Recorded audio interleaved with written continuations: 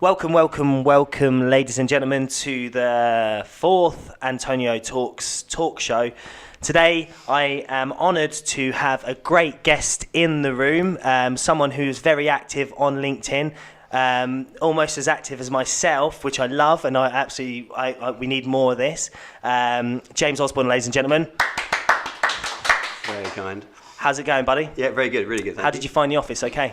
Yeah, very easy, thank you. I love good WeWork. Yeah, exactly. We were just talking about WeWorks and talking about how they have crushed it. Do you think in the future it will be just WeWorks in London? Yeah, absolutely. Complete takeover. I think it would just be that is it. It seems like everyone and their mothers are going into WeWorks. As I walked in, I saw 3 of my clients as I walked in. Oh, really? In the reception, yeah. It's that No bad. way. Yeah, completely. I think recruiters love this sort of environment. Yeah, of course. For them, so. Why do you think that is? I think it's got that ability to expand. It's quite chilled. It's got free beer, obviously, at 2 o'clock, which does help the industry a little bit. So, That's it. Well, exactly. When you're having those hard days, which pretty much is every day here at Recruit. That's why we're drinking every day. We're not actually, FYI, we're not alcoholics. I don't let my team drink until 4:30, and then they can have a drink. James, thanks very much, for coming on to the show. I really do appreciate it. You didn't understand what this show was going to be about. No, Hayden just booked you in, which is great, and I really like that because I hope it's not too much of a surprise, and I hope we haven't caught you off guard. It was a good surprise. I don't mind, so. Great. Okay, brilliant. So tell us about yourself, James. Tell the audience out there about yourself. I'm sure lots of people know who you are in my network. I think we've got a very similar network ourselves, but for those who don't, tell us about yourself. Tell us your story. Sure. So background in recruitment in Australia. So I worked in the Australian recruitment market for a number of years. Love that. Originally went out there teaching scuba diving and sailing. So I was working on a boat, fell into recruitment, as a lot of people tend to do. Fell in love with recruitment. Came back to the UK probably about 13, 14 years ago. Moved down to Bath, set up a company called Energy, which is a consultancy and training business. Been running that ever since, still have that today, does really well. And then we started doing a lot of work through the recruitment sector with recruitment companies. So, cut a long story short, we recently formulated the Recruitment Network, which in essence is like an advisory service for leaders of recruitment companies. So we advise lots of different recruitment companies, help them grow, help them outperform the marketplace, have a bit of fun on the journey, and that sort of stuff, right? Awesome. So you went there to do scuba diving. Yeah. What, training other people? Yeah, I used to live on a boat for a while, so I worked in the Caribbean and some nice places like that, which is probably why I chose to do scuba diving. Yeah. Worked on a boat up in the Whitsunday Islands, which was fantastic. Had a great time up there, and then moved down to Sydney, and not so much scuba diving going on in Sydney. So did a bit of sailing down there. Got a job as a temp in a recruitment company, and was you approached by Rec to Rec? No, I wasn't. I approached the recruitment company directly, and I ended up doing some work. My first job actually was quite funny. What was I doing? I was weighing the waste and the rubbish at Sydney Airport on the night shift. It was great. So we used to wait for all the rubbish to be collected in the evenings, get put down a chute, and then I had to sit there and weigh it and work out what was in it, and then decide where the most trash was coming from and that sort of stuff. It was a great job. And then ended up getting a temp job within the recruitment company, and cut a long story short, they offered me employment, sponsored me, and I stayed, enjoyed it, and moved up from there, really. Amazing. So how different would you say Australian recruitment is to, because I've never done recruitment elsewhere in the world, so I kind of think that recruitment is the same everywhere.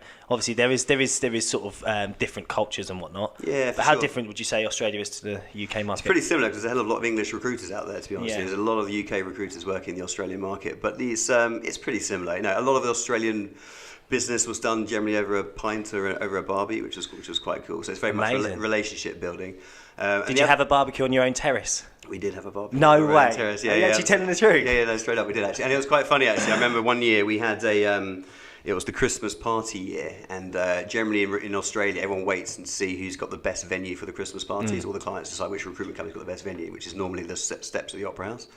And we ended up doing our Christmas party on a beach. It was a BYO, so our clients had to bring their own booze. We did a barbie and played Aussie rules on the beach. It was absolutely superb. It was great fun. So I bet you can't go into what happened after that evening, but that's we got a lot of business from it. We got a lot of business, exactly. That's great. Awesome. So James, obviously, I see a lot of your content online. I've read a lot of your articles prior to this interview here. I like your angle around I like your angle around how we're utilising technology in the recruitment space. I like your angle around the methods of how recruiters can leverage stuff like social media. However, what would you say the state of this current recruitment industry is? So we've got the professionals out there who are saying that the recruitment industry is fucked for want of better words. We've got agencies who seem to be thriving. If you look at it, where agencies have never made more money. There's the actual industry's worth $500 billion. So that would tell me that actually it's in quite a good place. You've got employers who are dissatisfied with experiences with agencies, and you see it a lot online. And this is just a generalist point of view. But what would you say the estate? Because obviously you talk to agencies all the time. Yeah. You I suppose. You problem solve all the time for these agencies. So what would you say the state of the recruitment industry is right now? Yeah, well, I mean, the first thing I will say is everyone's got an opinion about this, right? Yeah. So whatever I say now, there'll be a whole bunch of people listening in who will completely disagree and have a completely different opinion. And that's like in any industry that you get. So this is my opinion based on what we see every day and the people we're working with. But, if I look at what's happening currently today, I mean, certainly the companies that we're working with seem to be recording record months, record quarters, record years at the moment from a growth point of view, from a profitability point of view, etc. So that's pretty cool. So we're seeing growth. If you look at some of the data that's going around at the moment, they're forecasting more growth, which is great. So that's all good. So I think it's an exciting time for the industry. I think there's a good 3 to 5 years ahead where we're going to see more growth, which is cool. You've then got the other side, which are the doomsayers, I suppose, who are basically saying, this is the end of the industry.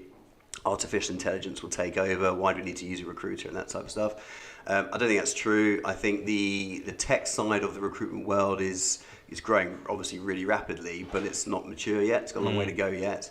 I think with the talent shortages that we're facing just generally in the UK and overseas and everywhere in most sectors, I think there's nobody who can solve this problem on their own. Yeah. So I think organisations need to work closer with recruitment companies. You need to work closer with technology. All together, we can have a better way of solving this issue or trying to sort of overcome some of these challenges we're facing from a talent point of view. But it's a great time. I mean there's no doubt about it. And there's a massive personalised side of recruitment that you can never replace with technology.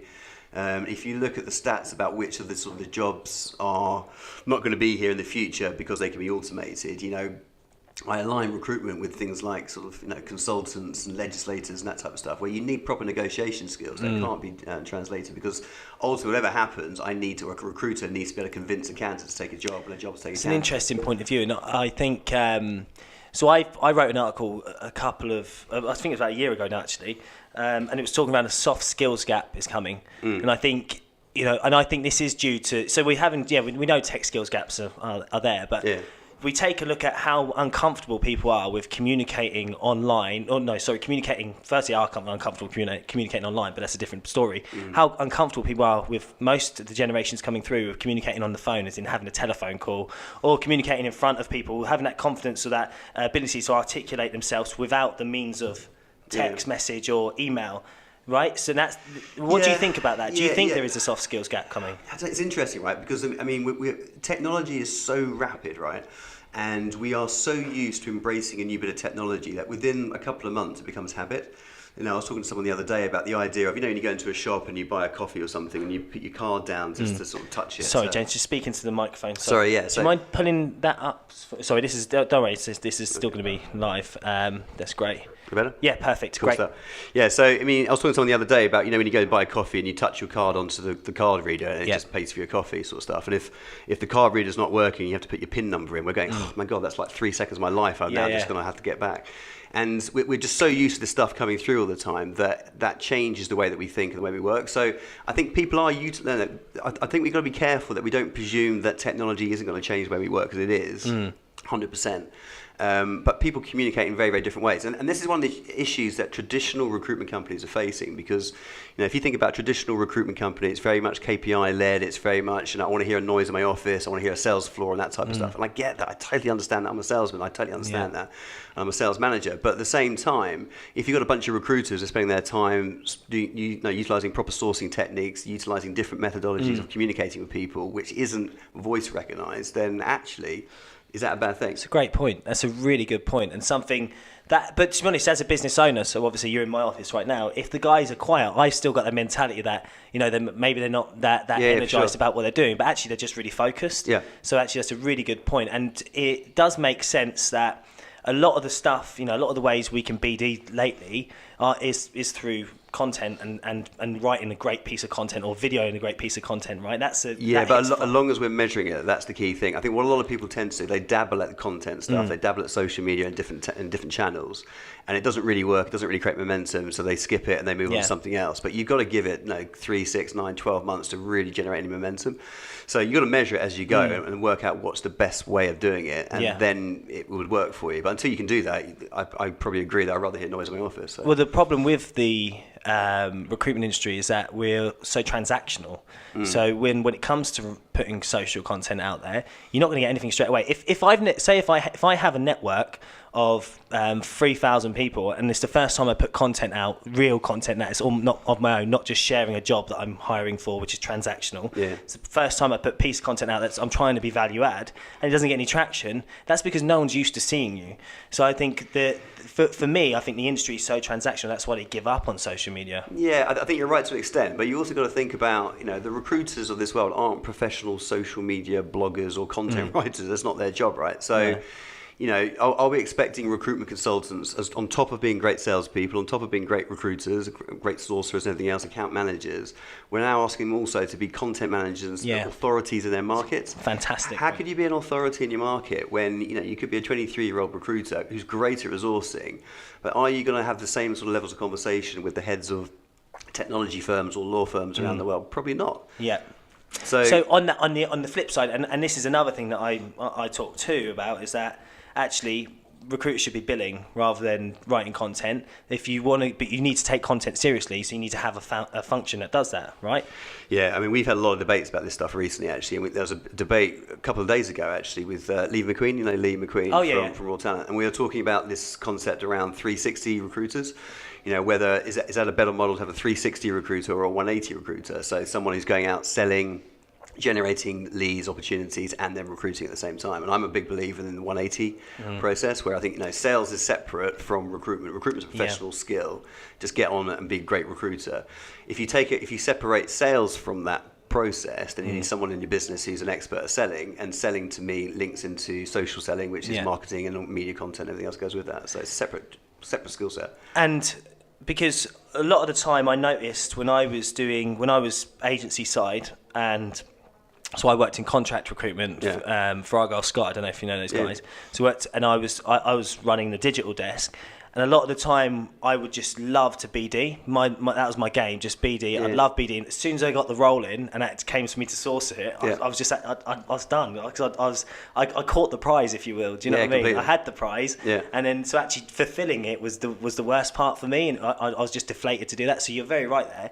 And do you think this is going to move into that sort of realm of so you have a BD and delivery consultant all working together, like cops on the beat? It's just us two, What's those cops? What's that show? Lethal Weapon. Right. What's that? That's the future recruitment. Lethal Weapon, right? Yeah. Model your business on Lethal Weapon.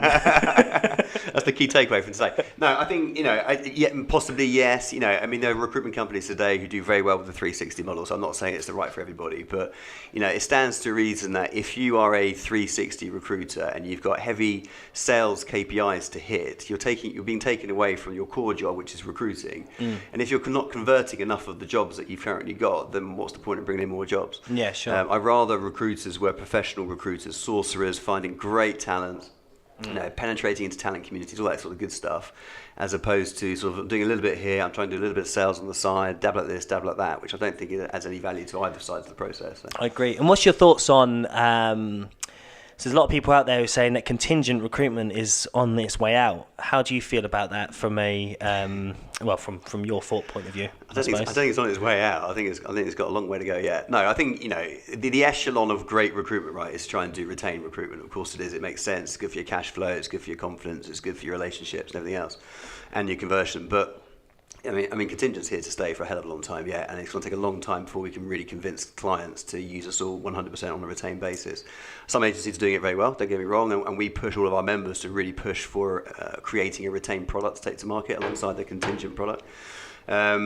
But no, it's a long way to go yet. I do think it's important. I do think recruitment companies should be pushing for it. I think one of the issues or concerns I have about the industry is, and this is both sides of the fence, is that I don't think recruiters work closely enough with their clients. And I will say, I don't think clients work close enough with their agencies either. I think it's often quite a one-sided relationship, a supplier relationship. It's not as a partnership relationship, especially when there's candidate short marketplace. Sure. And if clients aren't willing to work with agencies on a really close partnership relationship, retained basis, then I think they're limiting their ability to find the best possible talent in the marketplace personally.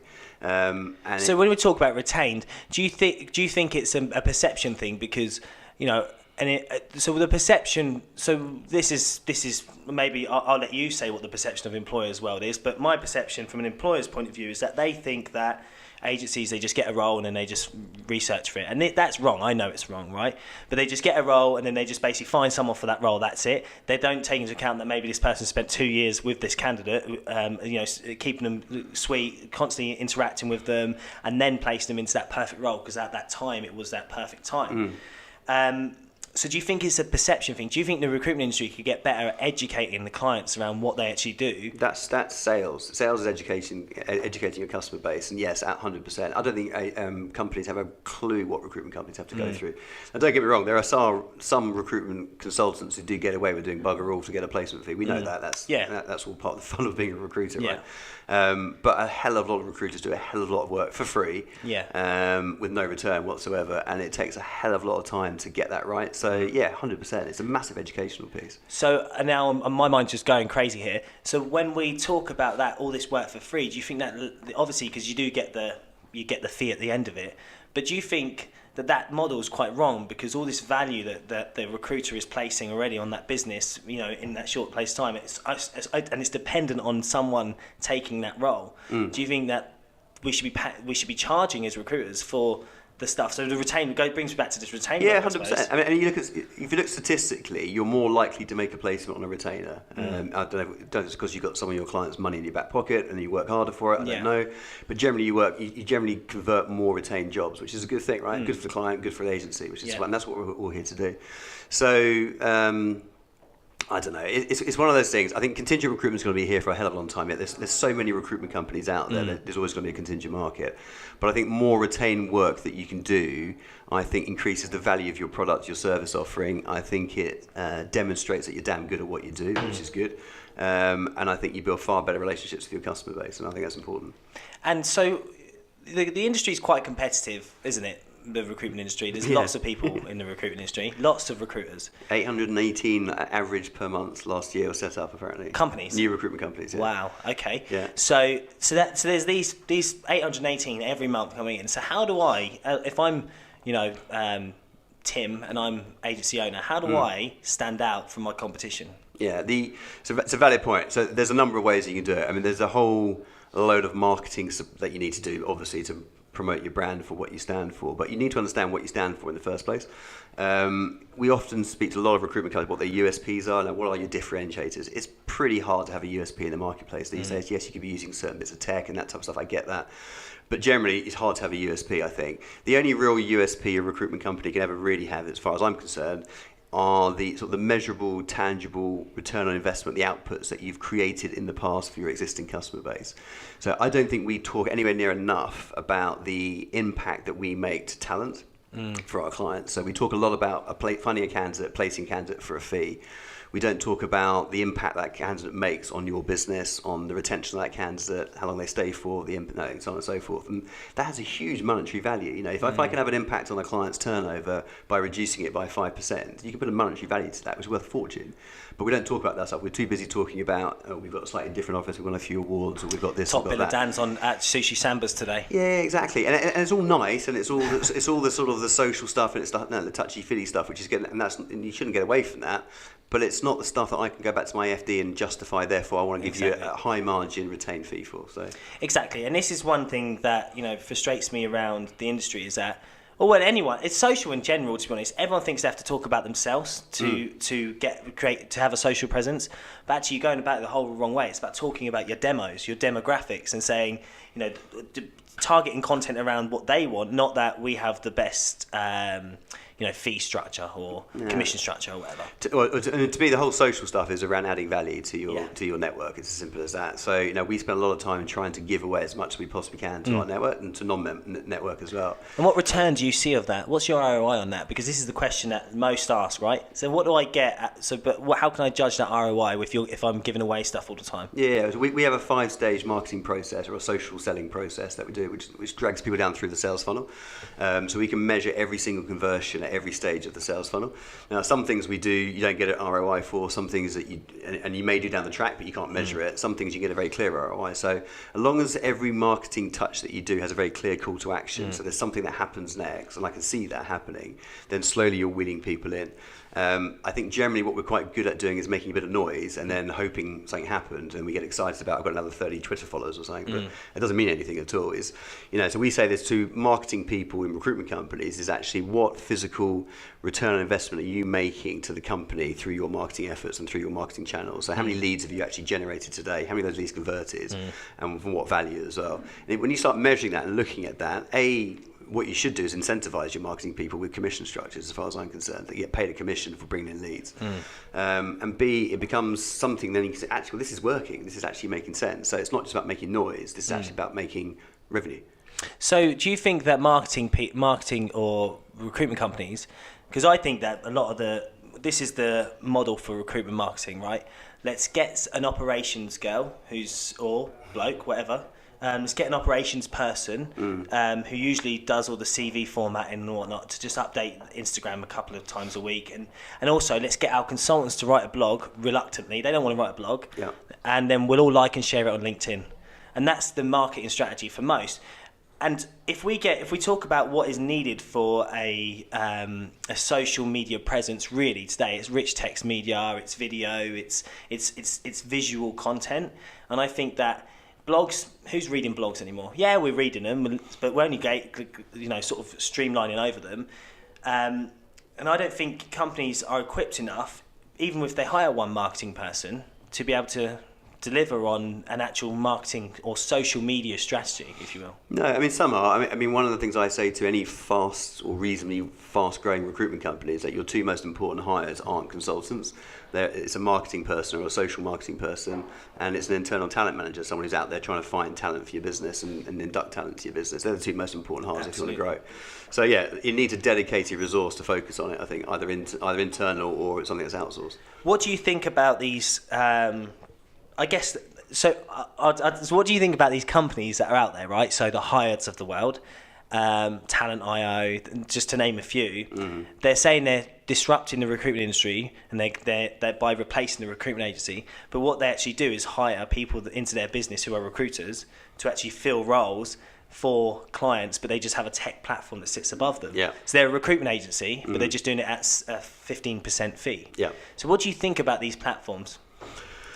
I've got to be careful what I say here, but I mean, it's everyone's supposedly disrupting the industry right now, sort of stuff. I'm not seeing that much going on that's particularly disruptive, to be quite honest with you. I'm seeing different angles and different nuances of stuff, but nothing particularly disruptive at this stage. Have you seen Recruited yet? I've seen Recruited. That's completely disruptive, obviously. Stuff. No, but you know what I mean. Yeah, we haven't launched a new app, so maybe I would like your feedback when we do launch it. We haven't launched it, but I'm sidelining the question. I want to know what your thoughts are on these types of companies that are trying to get rid of a recruitment agency and putting it on their own platform than just having their own recruitment agency. Yeah, you're not going to get rid of recruitment companies. We're around for a hell of a long time to go. Yeah, trust me about that. And the market has such a high demand for talent at the moment that we need everything. We need as much as we can. We need technology, we need recruiters, we need different hybrid versions, whatever it might be. There's all sorts of different things, but everyone needs to be working together. There's a long journey ahead yet, and it's exciting. Do you think people want to be a recruiter?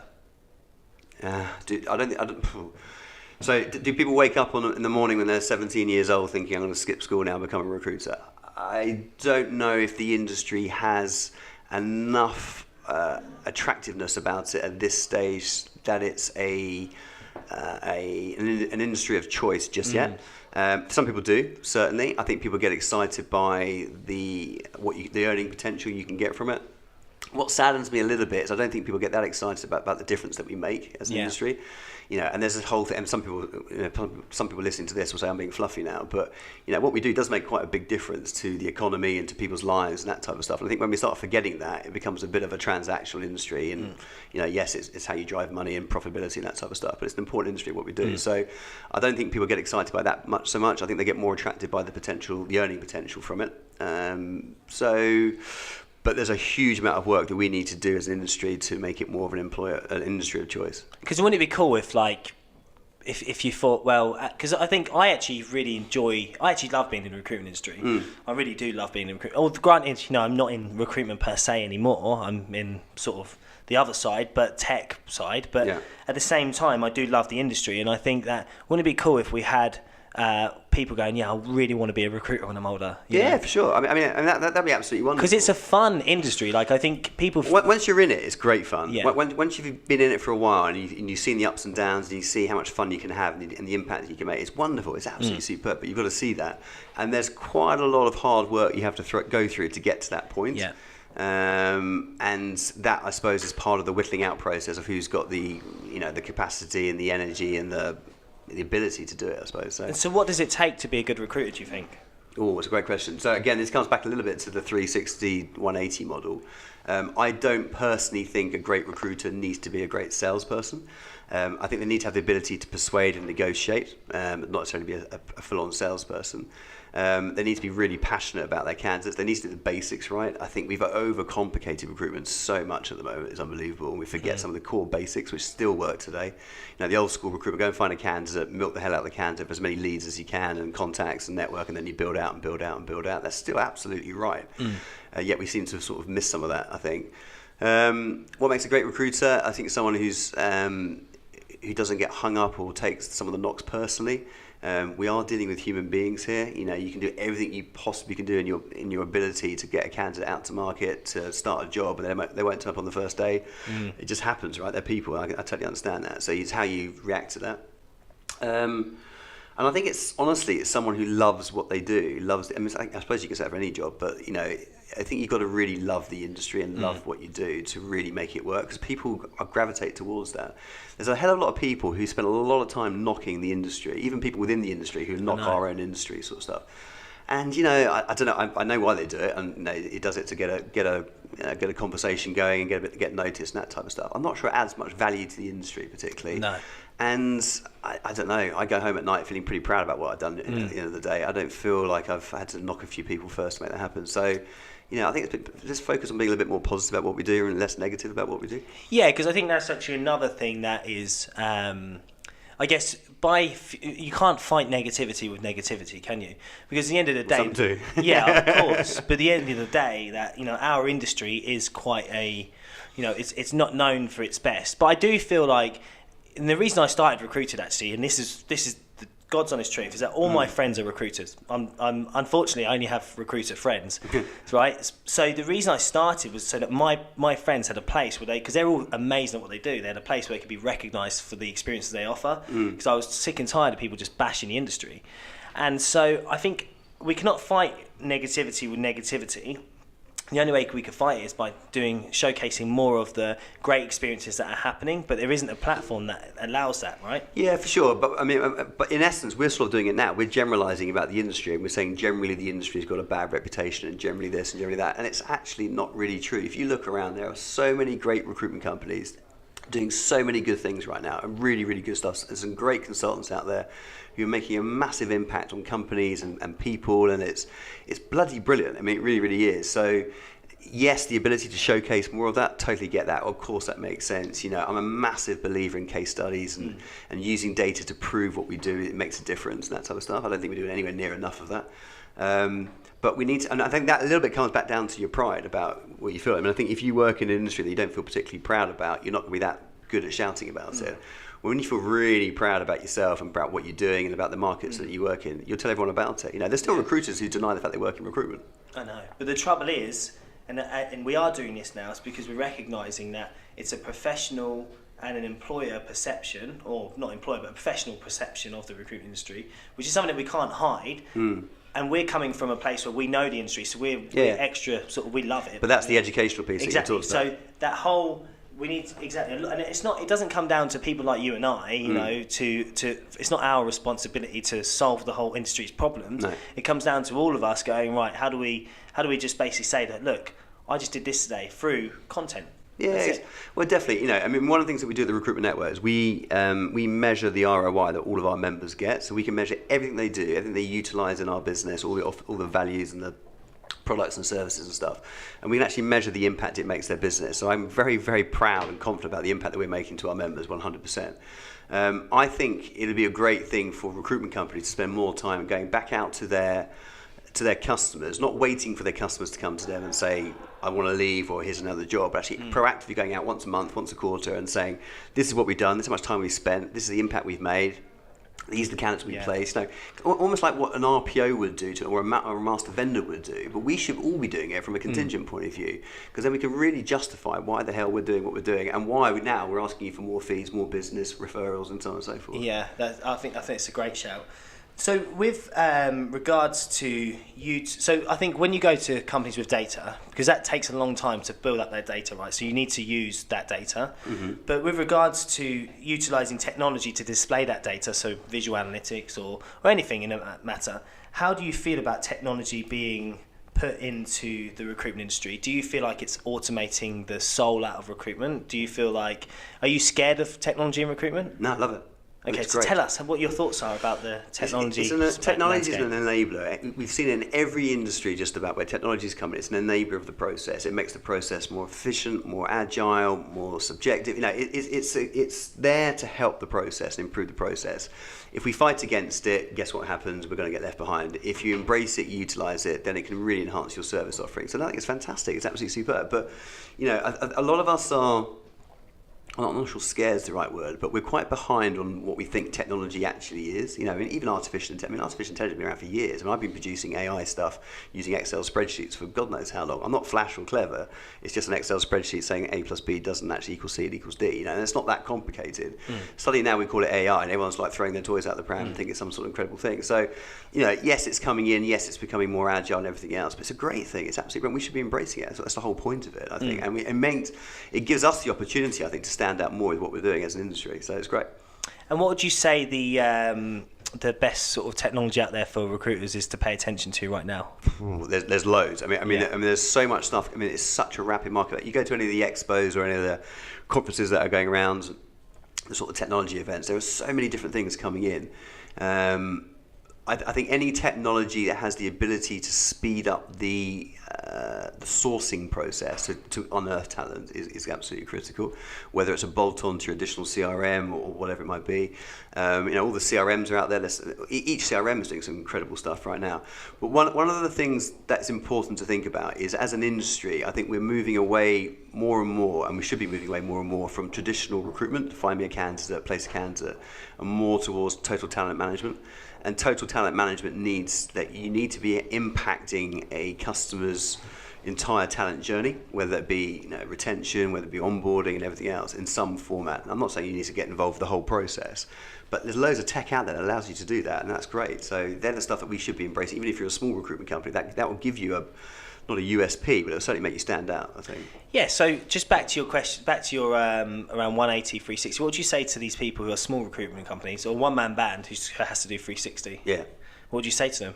Would you say that just how would I get to a point where from a one-man band to being able to facilitate a 180 recruitment agency? The most important part of a recruitment company is your ability to convert jobs. So I don't care how good you are at bringing in jobs. If the jobs aren't good jobs, which often they're not, they're just contingent jobs given to 30 agencies to work on, sort of stuff, we get excited about it. If they're not good jobs or we're not converting them, it's a very pointless exercise. So I know people who walk around with whiteboards covered in jobs and how busy we are, etc. But they're making no money whatsoever because they're not converting them. So bring in a load of jobs, but stop when you're getting to the point where you're not converting enough of them, and focus on converting and do a bloody good job of what you've got, and then build from there. So there's trigger points and all this type of stuff, and there's easy ways of measuring that. But but really, it's a case of we need to be good recruiters. We need to do the job because I mean, there are some recruitment companies who are flat out busy right now, so busy, but they're not making any money. Yeah. Because they're just not closing business.